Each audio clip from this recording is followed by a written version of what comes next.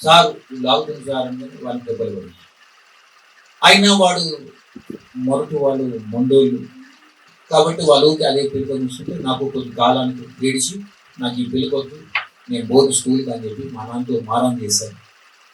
దానికి ఆ పిల్లక తీయడానికి కూడా పెద్ద కథ జరగాలి వాళ్ళకి జరిగి ఆఖరికి ఆ పిల్లక తీపించేదాకా 3 రోజులు స్కూల్కి పోయి వేసుకుంటూ అది చేసి ఇప్పుడు పిల్లకలేదు.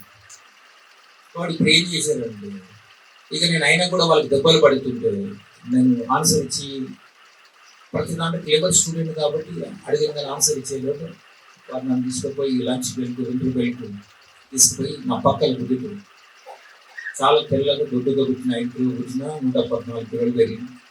అన్ని పక్కల బెత్త ఉంటాయి కదా పప్పు కూర నేను తినేది నెయ్యి పప్పు ఇవేనా మీలా ముక్కలు తినే అలవాటు లేదు కాబట్టి ఇదంతా డ్రప్పులాగా ఉంటుంది.